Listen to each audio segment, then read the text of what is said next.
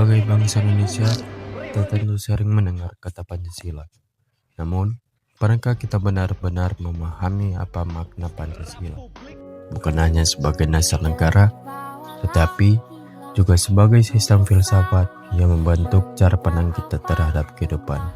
Mari bersama kita telusuri konsep dan urgensi Pancasila sebagai sistem filsafat.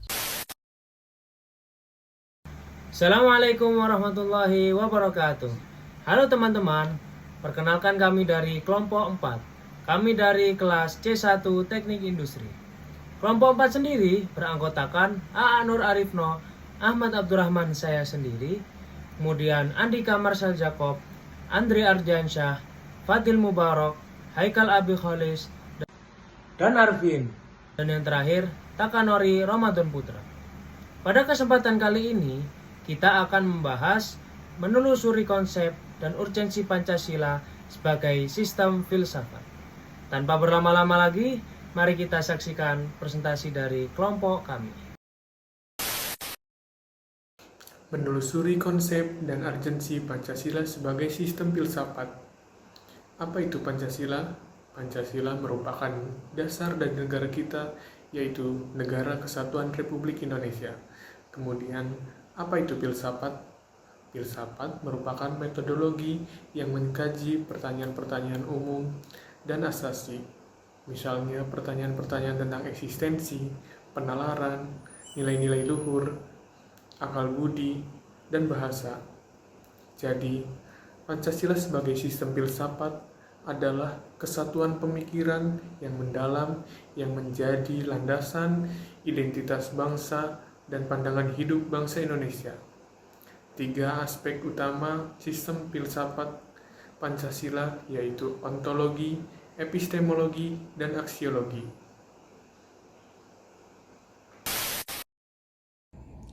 Ontologi sila-sila Pancasila bersumber dari nilai-nilai luhur budaya bangsa yang sudah ada sejak lama. Epistemologis, Pancasila digali dari nilai-nilai yang tumbuh dan berkembang dalam kehidupan masyarakat Indonesia. Aksiologis, nilai-nilai Pancasila digunakan untuk mengukur dan mengkritisi nilai-nilai lain yang berkembang. Ada urgensi Pancasila sebagai sistem filsafat. Yang pertama, memberi identitas bangsa. Yang kedua, membangun pemikiran yang khas. Yang ketiga, dasar pembangunan nasional.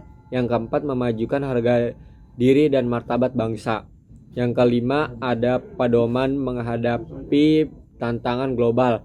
Dan yang terakhir, memberikan jati diri dan identitas bangsa. Selanjutnya, memberi identitas bangsa. Pancasila menciptakan jati diri bangsa yang berbeda dari bangsa lain dengan ciri khas yang religius, demokrasi, dan adil. Selanjutnya, membangun pemikiran yang khas. Sistem filsafat ini membangun cara berpikir berakar pada nilai-nilai budaya Indonesia sehingga bangsa ini memiliki karakteristik yang berbeda dengan ideologi lainnya. Dasar pembangunan nasional. Pancasila menjadi fondasi bagi pembangunan di semua bidang, termasuk ilmu pengetahuan, teknologi, seni, budaya, ekonomi, dan politik. Memajukan harga diri dan martabat bangsa. Dengan menempatkan Pancasila di dalam jiwa bangsa, Indonesia dapat maju dan bermartabat baik secara material maupun spiritual. Pedoman menghadapi tantangan global. Sebagai sistem filsafat, Pancasila menjadi landasan untuk menghadapi tantangan globalisasi yang dapat mengancam semangat kebangsaan dan melemahkan sendi-sendi perekonomian. Penopang way of life.